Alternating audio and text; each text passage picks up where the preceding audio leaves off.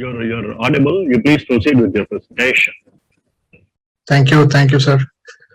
Uh, Thank you, World Innovation Tech Expo, and the management committee, and Dr. Rajan. Thanks for giving me this opportunity. I'm Vinod, and I'm the founder CEO of Sensei Labs. We are a visual intelligence company, predominantly in the precision agriculture space. So I will quickly run through some videos also in my presentation, just to take you through or walk you through the past, present, and the future of precision agriculture globally, both in terms of cause, effect, and the solution that we need to consider as a challenge. Okay. Nature was very beautiful. Okay. Things were going great. Okay. And unfortunately, too much of urbanization, industrialization happened, and we know the cause and effect now. There's too much of air pollution that is happening, and then came the water pollution. Okay, then extreme water contamination across, and these are all global problems, not that specific to any country, but between India and Africa, there is a lot of commonality. Okay, in terms of food waste. Okay, the kind of municipal solid waste that comes out worldly, and then the plastic waste. Okay, which is both on the land and also in the oceans. So the impact is huge, and what is invisible is what is leading to the irrigation water pollution.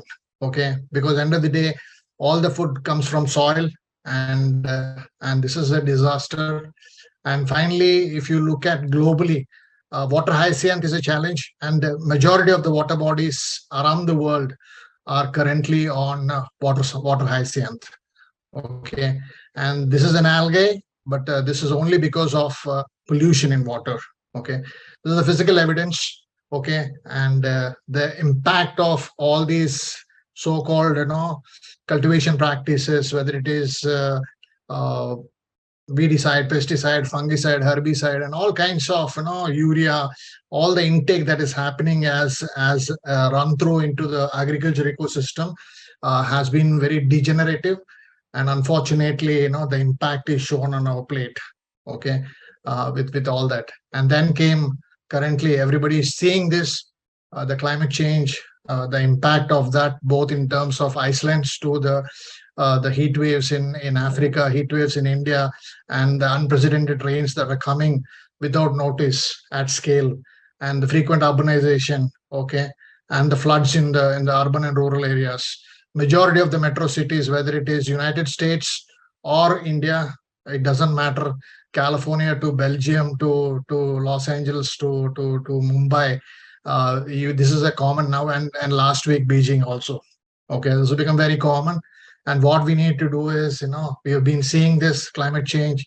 While this is purely an economic factor, the unfortunate scene is these are all realities of life which are not being considered. Okay, climate change is a big topic of interest to all, but unfortunately, action on ground is very, very limited. So the future is very clear, only solutions for survival, because all the metros are flooding. Okay, and there is food security coming up because of too much of pest and all the heat waves that are happening across. And this visual will actually show you how the future is going to be.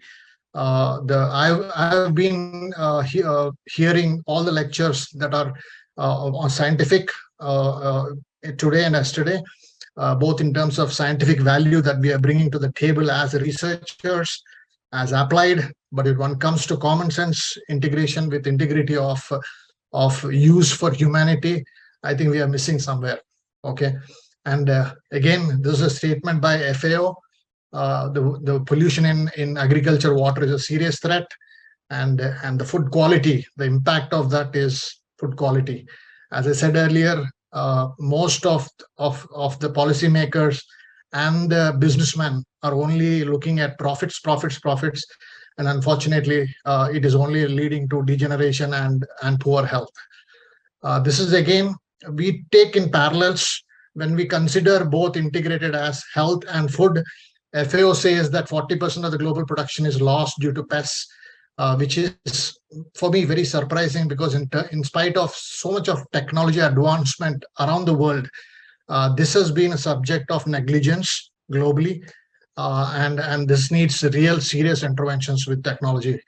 Okay, and 5% of the entire funding comes in as to research, which is very very minuscule. This has to increase. Otherwise, the deep crisis that is following the WHO standards, because that shows that almost 600 million people are going hungry in this world. Okay, 1 in 10 million in the world are falling ill after eating contaminated food. And more precise, whether you take the Harvard research study or the Oxford research study, it doesn't matter. Globally, the numbers are very negative in terms of daily food intake, food security, food safety, and the shelf life improvement and reduction of glyphosate, aflatoxin, mycotoxins in the food content. Okay, as far as nutritious food is concerned, is still not being coming to the plate. Okay, so this is the impact. Okay, while we are talking so much about technology, uh, no house in the world is healthy. Okay, humanity is in a crisis of NCDs, and on top of it, the younger generation, the child, the 5-year-old, the babies, malnutrition babies, the 5-year-olds, and there is no energy or no stamina in the youth. Okay, and all this is because of one, lifestyle; two, tobacco; three is food. Okay, the quality of food intake we are taking. There's so many implications. All the NCDs, you take obesity, you take um, uh, sugar, or diabetics, whichever we call it, up to cancer. And within cancer, every part of the body, unfortunately, has a cancer. So we are happy to diagnose these kind of side effects, but not actually working on the root cause of these. Okay, to challenge humanity. Okay, so what we have to do is a U-turn. The way we are producing food, the way we are acting with nature, the air pollution, water pollution, and the environmental pollution, and the way we are actually doing. Okay, the way cultivation practices. As I this is my font statement actually, which I give in all my presentation. What you sow is what you grow. What you grow is what you eat, and what you eat determines your health. So if somebody is sick, okay, we may say it is hereditary, but to me, hereditary is only one part of the story. Okay, if you don't have a good food, okay, I think the challenge becomes much worse. So we have to move from the exploited degenerative agriculture to the optimized resources of sustainable agriculture. Now coming back to our great grandfathers, who were the most great people, okay, because they all lived along with the earth. Okay, and the middle age, only actually in the last 30, 40 years, the exploitation has happened in terms of business and economics.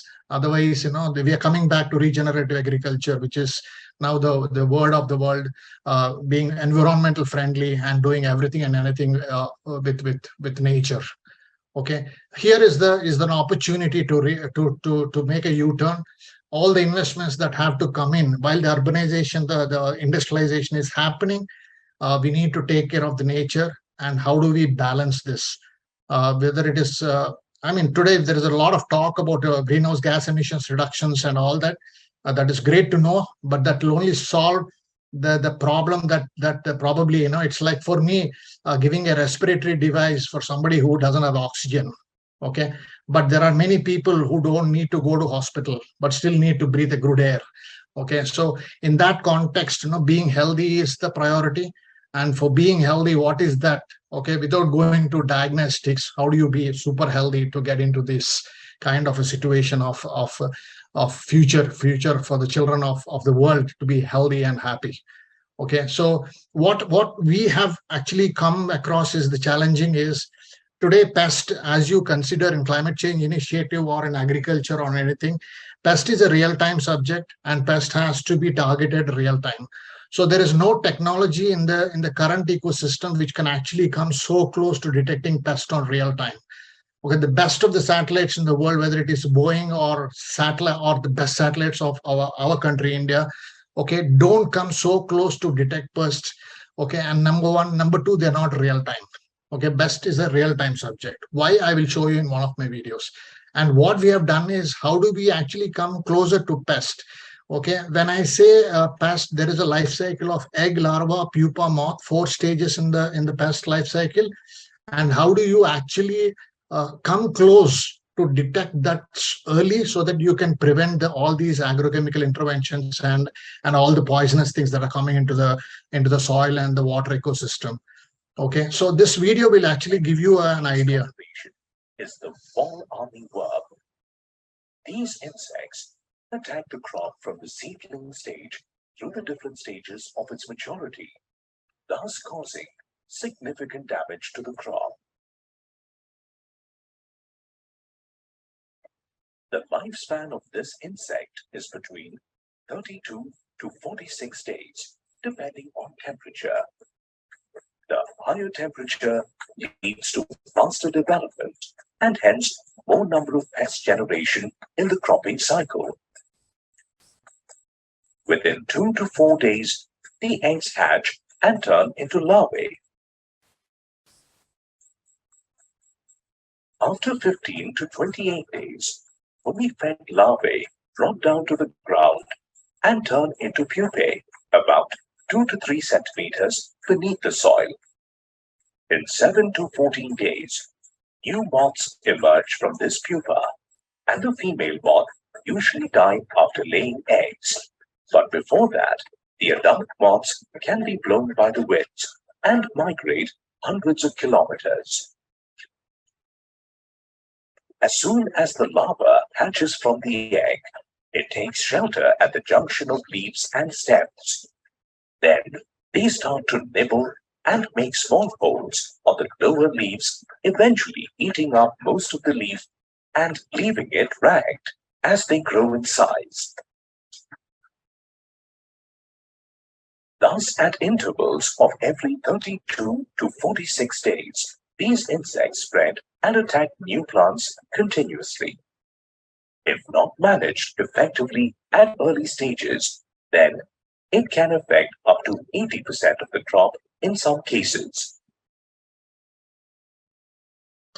So now knowing this life cycle, of this pest, okay, now you try to understand, every 3 days of this growth, you lose 30% of your crop, okay. And the significant value we start creating is how do we actually target this at this. So these are all live case studies which are done by us. This is a striga weed detection. Okay, in a crop life cycle, you have stages from soil preparation to sowing to weed detection to then the plant and disease. Before that there is a seed germination, or stand count we call it, and then you get the plant and disease. And in such an unorganized area of such large plantations, how on earth do you do a real-time analysis? Okay, this is where we are coming into the picture with close sensing. That's on sesame crop. This is on maize crop, and then we move into a sunflower. These are all real-time classic export examples of evidence of entire activity that's happening. You see the weed, and then the cotton, which is one of the largest crops of our country. Okay, then we have paddy, and then we have potato. Okay, so you go with here, and then what we do is actually we have designed our own drone. And we have collaborated with some of the best optics companies in the world with very high resolution multispectral sensors. We come close, and we have come up with an IP-based solution intervention, process IP-based solution intervention, where we are providing actionable data in this model. So a drone flies at a minimum height, and then captures a larger area, whether it is 100 acres or 1,000 hectares, doesn't matter. We have done that before, and then we capture the entire thing, and then we do the anomaly test, and there is a ground truthing procedure, both manual and also with drone, and then you get very high resolution data like this. So using the AIs and the MLs of the world, okay, we can actually do training models and populate this across crop scenario with no guesstimation of in this. The accuracy is almost like 92 to 94% today and we have already done activity in such scale of very high resolution imagery in detecting stem borer, pink bollworm, fall army worm, thrips, and the locust. So this is how the imagery looks when it comes from a satellite to a constellation of satellites, and the lower part is our resolution. Okay, and on a scale of 100 acres or 1,000 hectares, doesn't matter. This is the heat maps we generate on the scientific evidence, and then below is the evidence of each individual target. That if it is a pest, sucking pest, to a disease, to any other larger disastrous pest, we give you an image of such clarity. So you overlap that with your ground truthing methods, and you are good to go. So if you take this image into consideration, this is a very early stage of a crop. This is a cabbage crop, for example, which is hardly 1 feet from the ground. So this is again the kind of resolution you get on the cabbage crop. So your stand count is familiar, and this is relatable to all the crops. When you sow, whether the seed is germinating or not, the performance of the seed is also coming into place. So you can do some early prediction of how many seeds have germinated, or what is the yield potential over a period of time. Okay, then the close-up shots of the same imagery at scale. This is a pomegranate crop, and the right one is the cotton crop, stem borer, which is the disastrous pest of the world, and the sucking pest. So when you have this kind of clarity of capture with the drones to execute at scale, no better evidence than this. Okay, and green on green and brown on brown. Dr. Rajan is an expert in this. He's an encyclopedia, and we fully understand capturing green on green and brown on brown is very, very challenging. And this is another significant borer infestation.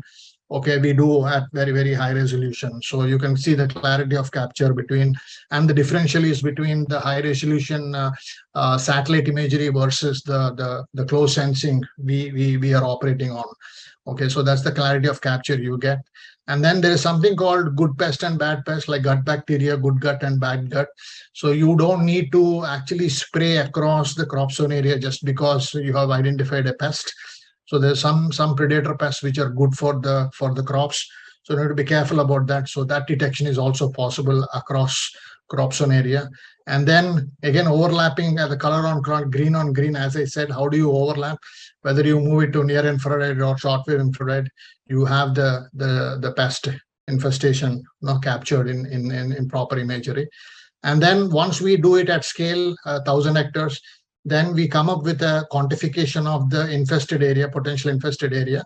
Currently in India or the world, we are doing a uniform spraying. Within the uniform spraying, only the crop part will be considered with these algorithms, and we detect those, and then we populate that into the tractors of John Deere's and the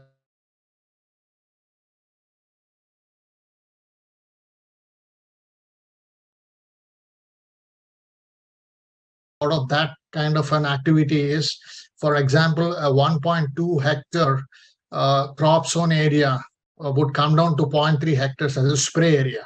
So you are actually reducing your intake of all the agrochemicals, your water conservation, and then all the other bad things like polluting the water and the plant and the environment. Okay, at scale of, as I said, the same algorithms will run across scale of 1,000 hectares, doesn't matter. So there's a lot of good activity that happens there. And then with that, we do spot spraying. Okay, this is more uniform spraying. So morning I fly the drone, evening you have the analysis, next day morning you have the spraying drone considered. So we are doing this as a continuous activity in our country, India, and this is open to sources. This is the natural way of doing spraying across the world if it is not automated. Very dangerous, and this has significant side effects, which is visible and scientifically proven. This is the drone customization we do as automation at scale. So a normal drone can carry 12 liters and can cover 3/4 acre per flight, and you can do almost like 20 acres per day. And the larger ones will come up to 30 to 40 acres per day. And based on the large crop zone area, we can do hybrids and large payload drones also, not a problem. So this is another super case study we have done for one of the largest coffee plantation in the country. The shadow crop is coffee and the creeper crop is pepper. You have to, in this situation, you have to fly a drone and do a spraying, spot spraying for pepper. So in this manual procedure, with so much of waste and target, happening, we automated this in this way. So this is a new design we have done specific for this particular requirement. You don't have a 2 feet by 2 feet distance. If you have seen that, there is too much of obstacle avoidance, right from moving up and down. So you see typically drones flying horizontal and spraying downwards. This goes up and down and starts working. So the target is, if it is a capture, then the efficiency of the target is 99% kinds. Okay, so there is no chance of a drift of any chemical or anything, any substance that is liquid, which can spread into the path of other regions. So the impact is, we reduce agrochemical intake. It is proven by 30% in the first crop season and up to 50% in 3 crop seasons, and slowly move the current agriculture practices into organic. And the next one is water utilization straight away by 60% reduction. And then we can reduce, as I said, the unit economics of pollution, and then the carbon metrics and the methane metrics. If it is paddy, we can also start considering the methane emissions. And 1 methane is 24 carbon approximately as a number. So these are some things. And this is, again, if you don't want to do any processing, this is raw imagery. The clarity of capture is so good that, if you have a touch screen, it's good enough. You can actually visualize the entire crop zone area in such a way. Okay, so you don't need to waste your time in going to the site, trying to see what is the visual and all that. So as I said, plant and humans are integrated. If you don't take care of plants, there are side effects to human beings, which has substantial evidence. So they also have 18 elements for their living, and we also have 18 organs in our body for our living. So it has to be a healthy alliance, and the numbers are showing up, so, and this is another good slide. While everything happens with farmer and soil, unfortunately those are the 2 guys who are not making money. But everybody in the ecosystem around them, from the financing companies to seeds companies to mechanization companies to everybody on earth, to the end retailers, or like the Walmarts and the Reliances of the world, everybody is making money. Unfortunately, they're still struggling. So there's some root cause teams that has to go internally to see that these guys make money, and they are the actual people who are giving us food. Fortunately, these are all our clients, market clients, which we have done across India and also world, and we have some great stories to tell. In terms of awards and recognitions. And this is my recent certification, which we have